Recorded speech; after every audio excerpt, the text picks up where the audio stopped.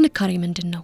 ትክክለኛ ማሳያውስ ማን ነው? አይበለውና ህይወት ከበርኖስ ይልቅ ማቅ ብታለብሰን ህመም ልባችን ድረስ ዘልቆ ቢሰማን ማምለጫችን መሸሸጊያችን ምን ሊሆን ይችላል? መጮህ፣ ማልቀስ ወይንስ ምን? የህይወታችን አቅጣጫ እንዴትና መቼ እንደሚቀየር ማን ያውቃል? የማንሻገራቸው የሚመስሉ ፈተናዎች ሲገጥሙን የምንቆምበት ምድር ይጠበናል። የመፍትሄው ጀንበርም ከልቦናችን እጅጉን ርቆ ይሸሸግብናል። ያልታሰበ በሩቅ ያለ የሚመስለን ህመም በራችንን አንኳክቶ እስከ ውስጥ ሲዘልቅስ? ህመምን በፈገግታ እየሸፈኑ የነገን ብሩህ ተስፋቸውን አሻግረው እየተመለከቱ ታሪካቸውን በጥንካሬ የወርቅ መዝገብ ለማስፈር በየቀኑ የሚዋጉ ብርቱ ሰዎች አሉ። ይህ የአንዲት ብርቱ ወጣት ታሪክ ነው።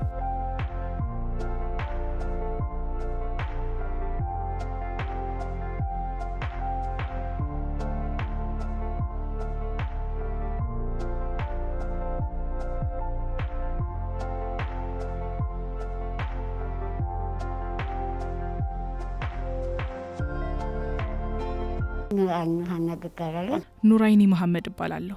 ተወልጄ ያደግኩት እዚሁ አዲስ አበባ ነው። 30 ዓመቴ ነው። ኮንስትራክሽን ማኔጅመንት አዲስ አበባ ዩኒቨርሲቲ 3ኛ ዓመት ተማሪ ያለው ነበር ህመሙ የመጣው። ትምህርቴን አቋረጥኩት። 3ኛ ዓመት የመጀመሪያው ሴሚስተር ላይ ህክምና ጀመርኩኝ። ህመም የለውም ነበር፣ ዝም ብሎ ብቻ ጉንጬ ላይ አበጠ። እብጠቱ ጠንካራ ነበር፣ ጥንካሬ ያለው።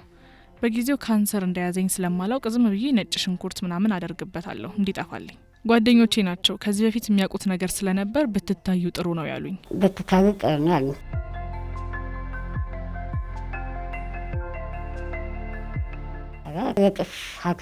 ከዛ የጥርስ ሐኪም ቤት ሄጄ ስታይ ሳምፕል ወሰዱና ለ1 ሳምንት ቀጠሩኝ። ዶክተሯ ከ1 ሳምንት በኋላ ትመጫለሽ አለችኝ። እሺ ያልኳት፣ መድኃኒት ሰጠችኝ። መድኃኒቱን ስጨርስ ሄድኩኝ። ያኔ ስሄድ ሌላ ሐኪም ነበረች። ኤክስሬ ተነሳው። ከአንገት በላይና ጠበቅ አድርጋ ካየችው በኋላ ይሄ ነገር ከአቅማችን በላይ ነው፣ እኛ ጋር የሚታከም አይደለም አለችኝ። ሪፈር ልጻፍልሽና ሆስፒታል ሂጂ አለችኝ። እሺ ያልኩኝ፣ ሪፈር ጻፈችልኝ። ከዛ ሄድኩኝ። እዛ ሳምፕል ተወሰደና ከ1 ወር በኋላ ውጤት ሲመጣ ሄድኩኝ።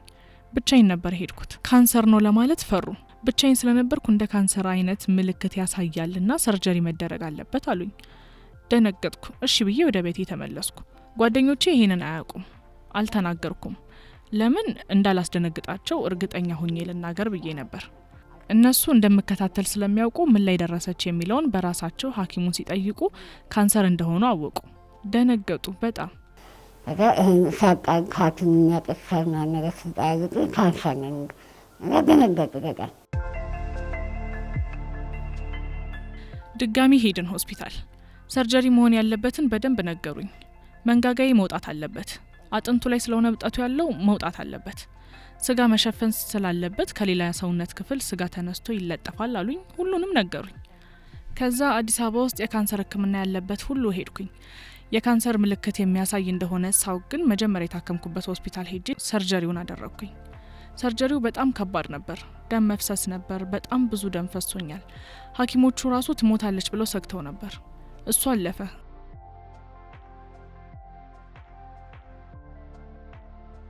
17 ቀን ቆይቻለሁ ሆስፒታል። 17 ቀን ተኝቻለሁ ሆስፒታል። ቁስልሽ ድኗል፣ መውጣት ትችያለሽ አሉኝ። ወጣሁ። ቀጥታ ራዲዬሽን ማግኘት አለብሽ ተብዬ ነበር። ቢያንስ ሰርጀሪው እንዳደረግሽ 15 ቀን ቁስሉ ሲድን ራዲዬሽን ግዴታ ነው አሉኝ። እሺ ብዬ ጥቁር አንበሳ ሄድኩኝ። ቀጠሮውን ስናየው 1 ዓመት ከ4 ወር ቀጠሩኝ። እኔ ደግሞ ቶሎ መደረግ አለብሽ ተብዬ ስለነበር ቀጠሮው ሳይደርሰኝ ከ4 ወር በኋላ ድጋሚ ካንሰሩ ተነሳ 2011 ላይ። በጣም አበጠ። እብጠቱ በፍጥነት አደገ። ህመም መጣ። ፈጣን ተራገጠ። ህመም መጣ።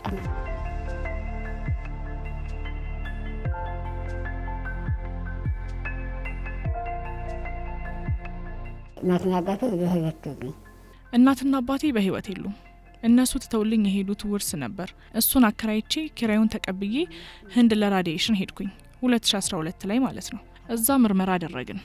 በጣም ከባድ ነበር ያደረሰብኝ ጉዳት። በራዲዬሽኑ ምክንያት ሳምባ ምችም መጣ።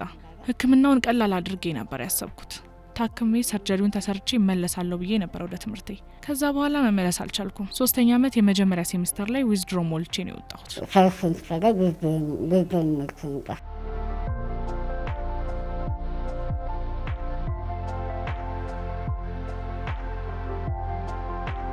ህመም አለ እያንዳንዱ ህመም አለ። ህመም አለው። እያንዳንዱ ነገር ህመም አለው። ራስ የማጥፋት ስሜት ሁላ ነበረኝ። ከፎቅ ላይ ራሴን ብጥል ላልሞት እችላለሁ። ካልሞትኩ ደግሞ ሌላ ስቃይ ነው። አሁን እየተንቀሳቀስኩ የነበርኩኝ ልጅ አካል ጉዳተኛ በሆንስ የሚለው ነገር ይይዘኛል። እሺ ልና መኪናውስ ሃይዌይ መንገድ ላይ የሚሄድ መኪና ላይ ብገባስ እልና እንደገና ለምን ከፈጣሪ ጋር እጣላለሁ፣ ራሴንስ ለምን ለሞት ሰጣለሁ ብዬ እመለሳለሁ። ሁላችንም የየራሳችን ከባድ ፈተና አለብን። ተመስገን ላንል እንችላለን። እርግጥ ነው ከኔ የባሰ በሽተኛ አለ። በዚህ በሽታ ራሱ የታመሙ ትናንሽ ልጆችን አይቻለሁ። ዋናው ፈጣሪ ነው። ከምንም በላይ በሱ እንታመን። እኔ ምስክር ነኝ። እኔ ምስክር ነኝ። በዛ ማለት ነው።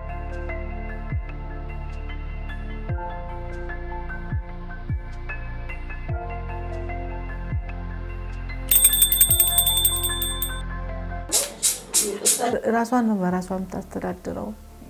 ጎበዝ ናት። ሁሉ ነገር ትሞክራለች። እንደምንም ብለን አገጣጥመን ቢሆን እንረዳታለን እንጂ ለማስረዳትም ትቸገራለች። ትበላ እንኳን ምግብ እቺን ነገር ለመብላት ከአንድ ሰዓት በላይ ውሃ መጠጣት እንኳን ስንት ሰዓት እንደሚፈጅባት ምግብ ላይ በጣም ትቸገራለች። ያንን ተቋቁማ ርቧት የትም ደግሞ ሄደሽ አንቺን ኮለ ስራ ወጥተሽ ከራበሽ ምሪንዳም ትጠጫለሽ፣ የሆነች ነገር ቆርሰሽ መብላት ትችያለሽ። አትችልም። ያንን ተቋቁማ ቤት ስትደርስ እንዴት እንደምትወርቅ እንዴት እንደምትብሰከሰክ ያንን ትችሏለች። አይዞሽ ምንም ማለት አይደለም እንዲህ ነው ብለን እንደገና እንትን እንላታለን፣ እናበረታታታለን። በጣም ጠንካራ ናት። በጣም ስልኳ ፋታ የለውም፣ ይደወልላታል። ያንን የት ሰፈር የት እንደሆነ ትጽፋለች። ያንን የጻፈችው እንደገና እየደወለች ታደርሳለች። ከጧት እስከ ማታ ህመሟን እንድትረሳ የሚያደርጋትም ይሄ ስራ ነው። ትንቀሳቀሳለች። በተቻለችው ጧት ማታ ነው የምትገባው። ይሄንን 5-6 ጠርሙስ እንደዚህ ይዛ እየተንቀጠቀጠች ወርዳ ነው አድርሳ የምትመጣ። የለም የምትለው ነገር የላትም። ያለውን እንዳለ እንዳቅሟ ታቀርባለች። ብዙ ትፍጨረጨራለች። ለምን ያንን ካላደረገች እዚህ ጋር የቤት ክራይ አለ፣ ዳቦ ዛሬም አለ፣ ወተት የሚያችን እንድች አድርጋ የምትበላበት ነገር ያስፈልጋት። ያንን ለመሸፈን በጣም ትፍጨረጨራለች፣ በጣም ትጥራለች። ስለዚህ ያ ነገሯ ለእኛም ብርታት እንድትሆን ሆናል።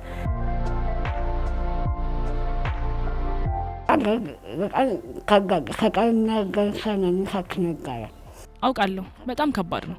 ፈጣሪ የሚወደውን ሰው ነው የሚፈትነው ይባላል። ከባድ ጊዜያትን ይሰጠናል፣ ይፈትነናል፣ እኛን ጠንካራ ለማድረግ ማለት ነው። በሱ መንገድ ጸንተን እንድንቆም ፈጣሪ ይፈትነናል እና ያንን የሚፈትነንን ነገር የደረሰብንን ስቃይ ለበጎ ነው ብለን እናስበው። ፈጣሪ እንዳልተወን እንዳልጨከነብንም እናስብ። ስለሚወደን እናም ደግሞ ሊያጠነክረን ስለሆነ ይበልጥ ፈጣሪ ከኛ ጋር መሆኑን የምናውቅበት መንገድ ስንፈተን ነው። በታመምን፣ በተሰቃየን፣ በተጨነቅን ሰዓት ፈጣሪ አብሮን አለ። ችግርና መከራ ፈጣሪ ኃጢአታችንን ሊያቀልበት የተነሳበት መንገድ ነው። እኛ በታመምንና በተሰቃየንበት ልክ ከዚህ ቀደም የሰራናቸው ኃጢአቶች በህመማችን ልክ እየታጠበ ይሄዳል እና ከኃጢአታችን ሊያነጻን አብሮን እንዳለ ሊያሳየን ወደሱ መንገድ እንድንመለስ እያቀረበን ነው። ለደረሰብን ነገር እሱን አንውቀስ።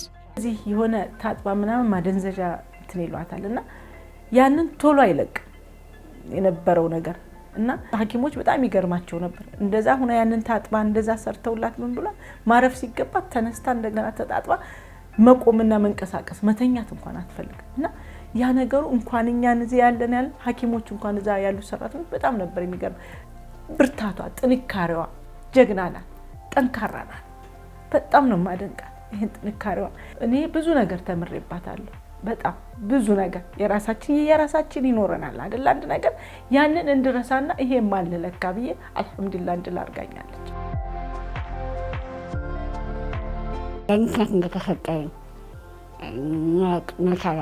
በምክንያት እንደተፈጠረ ማወቅ መቻል አለብን። እያንዳንዷ ነፍስ ያለ ምክንያት አልተፈጠረችም። ከሚደርስብን ጉዳት የተነሳ ጭንቀት ላይ ስንሆን ለምን ተፈጠርኩ ልንል እንችላለን። ገና ከእናቴ ማህፀን ውስጥ ሆኜ ስም ሳይወጣልኝ ሴት ልሁን ወንድ ሳይታወቅ ፈጣሪ ወደዚች ምድር ያመጣኝ ምክንያት አለው። እስካሁን አለሁ። ለእያንዳንዱ ቀን እስትንፋስ የሰጠኝ በምክንያት ነው። ራሳችንን አንጥላ። ፈጣሪ የፈቀደው ነው የሚሆነው። ዛሬ ብዙ ነገር አልፌ እዚህ ደርሻለሁ። አጥንት ገጠም አለበት፣ እንደ መንጋጋ ሆኖ መሰራት አለበት። ለዛ አጥንት በመግጠም እንደ መንጋጋ ሆኖ መሰራት አለበት። ለዛ ከእግሬ አጥንት ተወስዶ ወይ ደግሞ በፕላስቲክ የሚሰራለ ብለውኛል ሐኪሞቹ ሳጣራ። የሚሰራበት ገንዘብ በጣም ከባድ ነው። በቀላሉ የሚሰራው ቻይና ወይም ታይላንድ ነው። በተለይ ደግሞ የታይላንዱ ይሰራ የተባለው ሰርጀሪ ከተሰራ በኋላ ሕክምና አጥንቼ ሐኪም ብሆን ደስ ይለኛል። ካልሆነ ደግሞ የምሰራውን የንግድ ስራ ማጠናከርና ዓለም አቀፍ ነጋዴ ብሆን ደስ ይለኛል ኢንሻአላህ።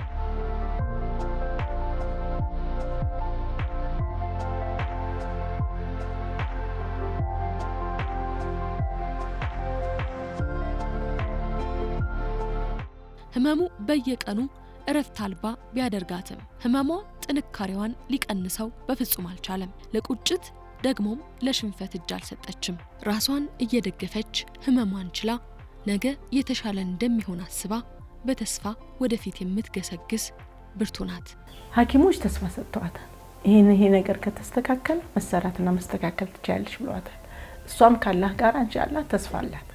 ይሄን ነገር ደግሞ እኛ በእኛንን ማድረግ የምንችለው የኢትዮጵያ ህዝብ ደግ ነው። ነገሮችን ያመቻቹና የሆነ ነገር ያረግላታልና ይሄ ነገር ደግሞ በደንብ ተሰርቶላት እንደሰው ሆና ይሄኛው ነገሮች ሁሉ ተስተካክሎ እኔ ብዙ ነገር እንድትሆን ወደፊት ትምህርቷን እንድትቀጥል እንድትዳር እንድትኳል ያን ያህል ነው መመኝላት።